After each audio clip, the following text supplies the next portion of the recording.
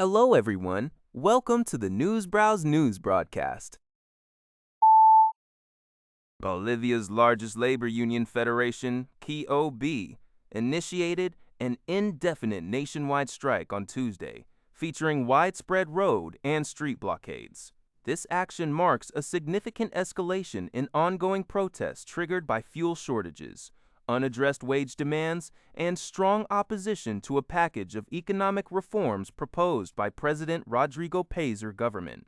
The demonstrations, which initially focused on specific issues like diesel supply and land classification, have broadened into calls for President Paz's resignation, with leaders accusing the government of policies that benefit only powerful families and the business class. The protests have caused severe disruptions, including shortages of basic goods, halted transportation, and left hundreds of tourists stranded, incurring estimated daily losses of $3 million. While the government reiterates calls for dialogue and defends its reforms as essential for modernization, union leaders have rejected current interlocutors, vowing to continue the strike until their demands are met. UPI reports. UK Prime Minister Sir Keir Starmer is defying growing calls to resign, even from within his own Labour Party, CBS News reports.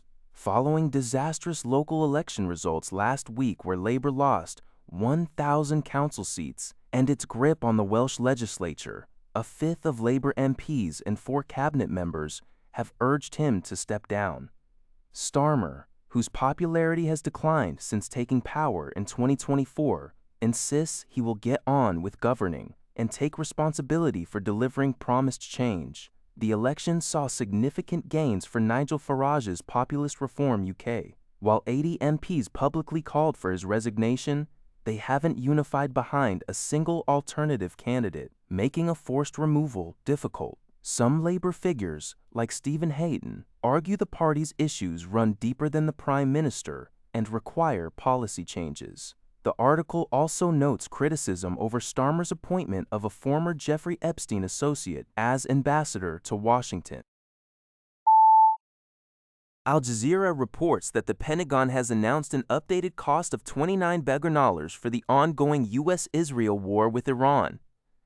This figure marks an increase from the $25 billion previously reported in late April by Department Comptroller Jules Hurst. Defense Secretary Pete Hegseth appeared before a congressional panel where he downplayed concerns regarding the U.S. military's munitions stockpile, asserting that the Pentagon is well aware of all those dynamics and possesses plenty of what we need. He also indicated that the U.S. is prepared to either escalate or wind down the conflict.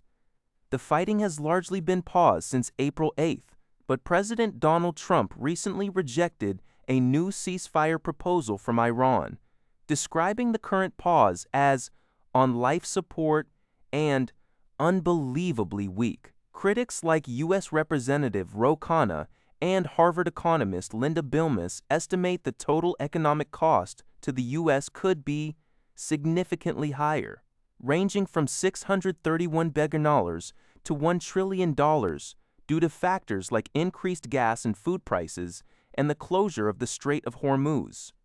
The war's unpopularity and its economic impact pose challenges for Republicans in the upcoming November midterm elections. Chairman of the Joint Chiefs of Staff Dan Kane stated that responding to China's growing influence remains a top priority, even as disagreements over the Iran war persist during Trump's visit to China. UPI reports that Cuba's Foreign Minister Bruno Rodriguez Perea has publicly denied his government received a $100 million humanitarian aid offer from the United States, labeling U.S. Secretary of State Marco Rubio's claim a fable, and Rodriguez questioned the specifics of the alleged aid, including its financing, distribution methods, and whether it would consist of cash, fuel, food, or medicine. He suggested it might be a deception or a dirty business to undermine our independence and called for the lifting of the fuel blockade instead.